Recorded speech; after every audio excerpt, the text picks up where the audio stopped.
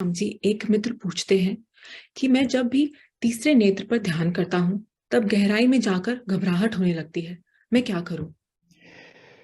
सुनो कबीर साहब के दोहे में, भय लगता गहराई से और अपरिचित से भी, जो साधक है साहसी आत्म संपदा उसकी, आत्म संपदा उसकी। जिन खोजा तिन पाइया गहरे पानी पैठ, मैं बोरी डूबन डरी रही किनारे बैठ कबीरा, रही किनारे बैठ। स्वाभाविक है हमें भय लगता है और इसलिए हम किनारे पर रह जाते हैं, लेकिन मोती तो गहराई में है आत्मज्ञान के। भय के प्रति सजग हो तो साहस उत्पन्न हो जाता है, अन्य कोई उपाय नहीं। अगला सवाल। हाँ स्वामी जी, एक साधक का सवाल है कि कबीर पंथ वाले कहते हैं कि संत कबीर दास जी पूर्ण परमात्मा हैं। ऐसा ही अन्य धर्मावलंबी अपने अपने इष्ट या गुरु के बारे में कहते हैं। कृपया बताएं, वास्तव में परमात्मा कौन है और उसकी प्राप्ति कैसे हो? वास्तव में सभी परमात्मा के रूप हैं। सब लोग ठीक कहते हैं अगर यह बात ख्याल में हो कि परमात्मा सर्वव्यापी है और प्राप्ति उसकी होती है जो हमसे दूर है। जो हम खुद ही हैं उसकी प्राप्ति कैसे होगी? वो तो पहले से ही प्राप्त है। सुनो इस दोहे में, प्राप्ति होती उसकी है जो है हमसे भिन्न, स्वभाव कैसे मिलेगा वो है हमसे अभिन्न। आत्मा ही परमात्मा है, घट घट उसी का वास, खुद के प्रति जागो तो हो खुदा का एहसास कबीरा, हो खुदा का एहसास। हमारी खुद ही मिट जाए, अहंकार गल जाए बस, और खुद में ही खुदा मौजूद है, तब एहसास होता है अहम ब्रह्मास्मि, और साथ ही यह भी पता चलता है तत्त्वमसि, मैं भी वही हूं, सब में वही है, तू भी वही है, उसके अलावा और कोई है ही नहीं। Next question please. एक मित्र पूछते हैं कि ओशो गुरु शिष्य के संबंध के पक्ष में है, किंतु जे कृष्णमूर्ति बिल्कुल विपक्ष में क्यों है?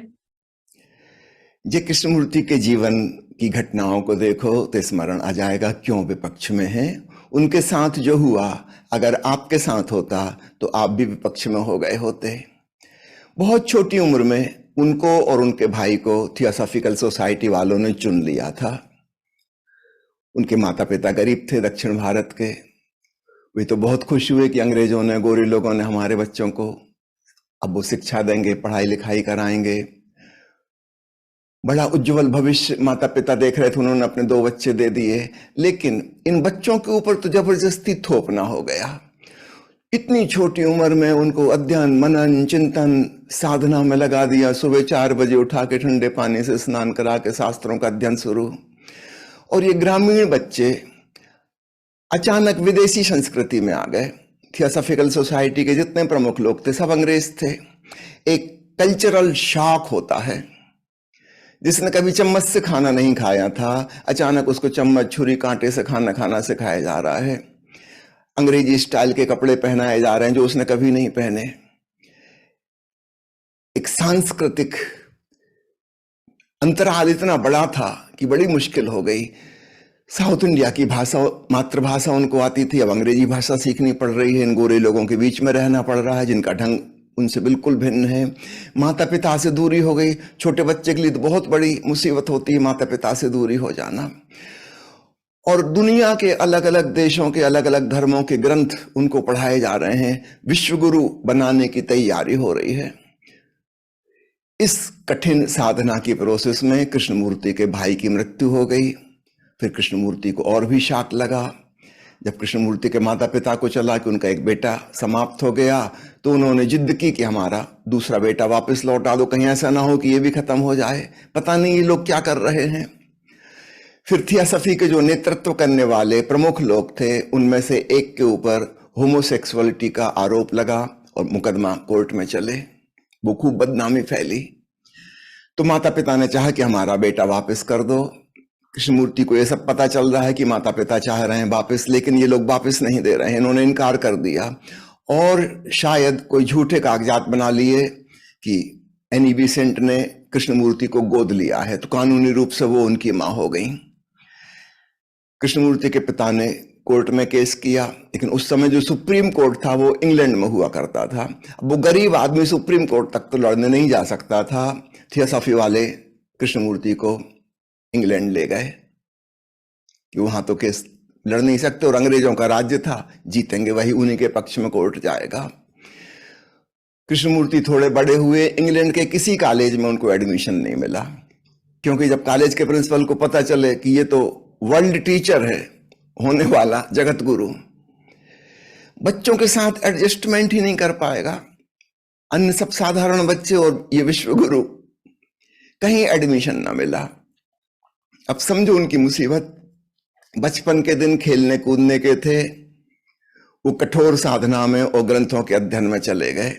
किशोर अवस्था आई, जहां रुचि होती है कि बराबर वालों के संग मिलें जुलें, स्वाभाविक प्रवृत्तियां हैं दोस्ती की, वो सब भी संभव नहीं हुई, स्वाभाविक प्रवृत्तियों से वंचित कर दिए गए।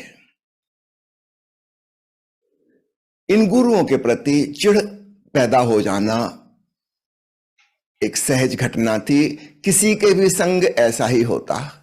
इन सारी परिस्थितियों का ख्याल करो तो गुरु के नाम से, शास्त्र के नाम से, सिद्धांत के नाम से बहुत नफरत पैदा हो गई। इन लोगों ने खूब सताया।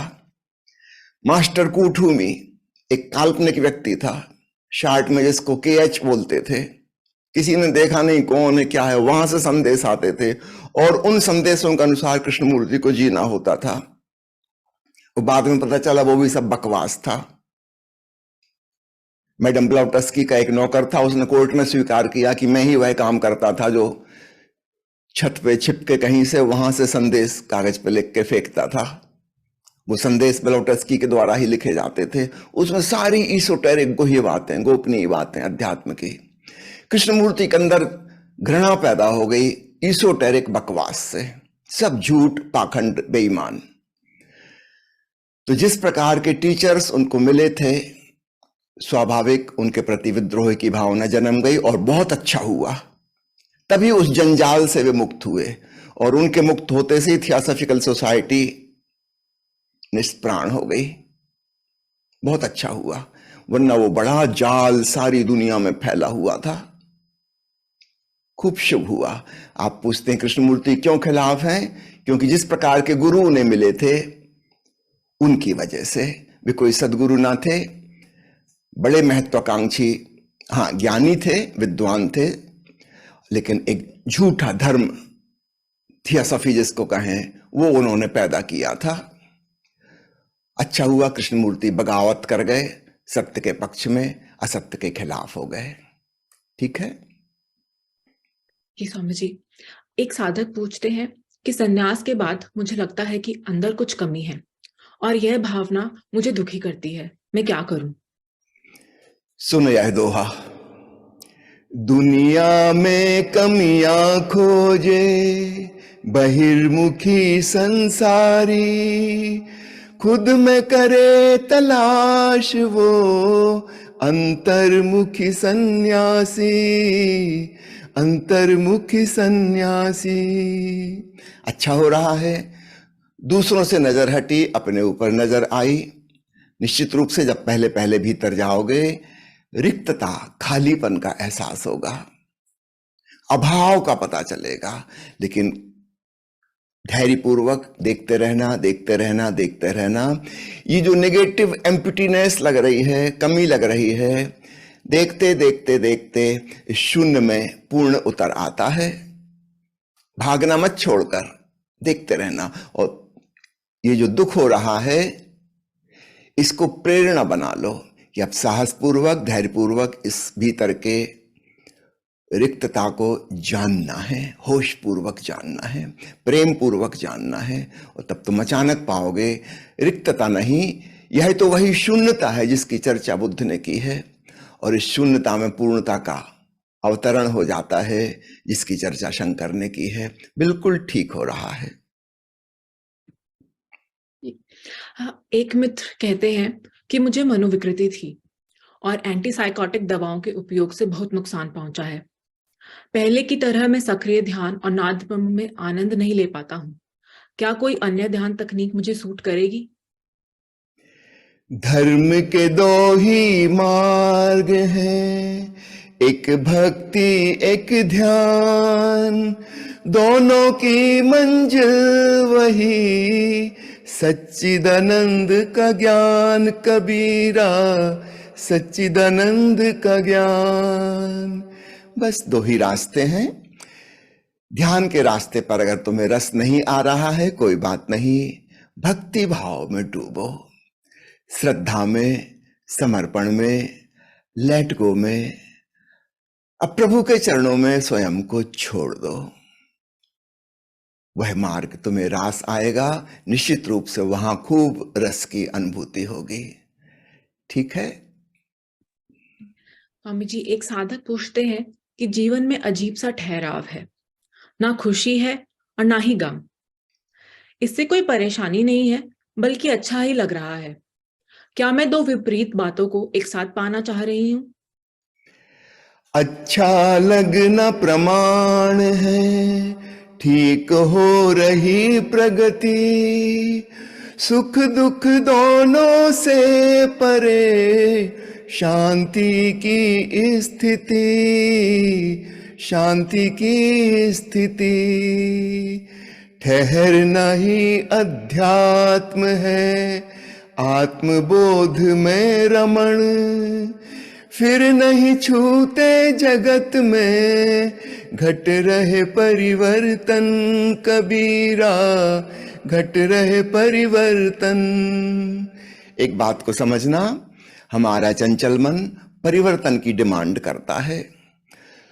तो वो जो आपको द्वंद्व सा महसूस हो रहा है कि कहीं विपरीत चीजें तो नहीं चाह रही हूं, हाँ ऐसा होता है। मन पुरानी आदतवश वो एडिक्टेड है परिवर्तनों का, वो वापस खींचना चाहता है, और आत्मा स्वयं में स्थित होने में रस ले रही है, खुशी और गम के पार पहुंच गई। बहुत सुंदर हो रहा है, शुभ हो रहा है, सत्य घटित हो रहा है। सत्यम शिवम सुंदरम। अब उस चंचल मन की मत सुनो, वो अपनी पुरानी आदतवश खींचने की कोशिश करेगा कि वापस लौट आओ। कुछ अप्स एंड डाउन्स तो हो जिंदगी में, ये कैसा ठहराव सा आ गया। यही ठहराव अध्यात्म की मंजिल है। फिर से सुनो, ठहरना ही अध्यात्म है, आत्मबोध में रमण, फिर नहीं छूते जगत में, घट रहे परिवर्तन कबीरा, घट रहे परिवर्तन। धन्यवाद स्वामी जी। एक साधिका ने पूछा है कि मैं बहुत समय से ध्यान कर रही हूँ, किंतु बहुत आगे बढ़कर उसी जगह पर आ जाती हूँ जहां से शुरू किया था। मेरा मार्गदर्शन करें।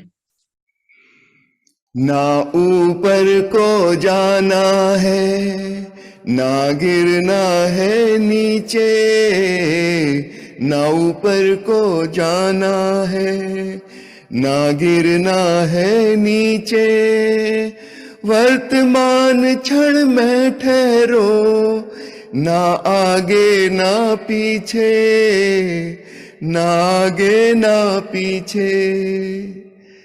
कहां जाना है? पागलपन की बातें छोड़ो, रुक जाना है। कई बार मैं मजाक उड़ाता हूं कि भगवान बुद्ध ने कहा था चरे वेती, चलते रहो चलते रहो, और मैं कहता हूं रुके वेती, रुक जाओ, ठहर जाओ। सदगुरु ओशो की एक किताब का शीर्षक है अंग्रेजी में, बी स्टिल एंड नो, रुको और जानो। भाग दौड़ का नाम संसार है, चाहे हम धन कमाने के लिए भाग रहे हों कि ऊंचा पद पाने के लिए, और चाहे हम स्वर्ग जाने के लिए और अगला जन्म सुधारने के लिए और प्रभु को पाने के लिए। दौड़ तो दौड़ है, दौड़ संसार है, नहीं ना आगे बढ़ना है ना पीछे जाना है, ठहर जाना है, आत्मरमण की अवस्था में डूब जाना है। ठीक है।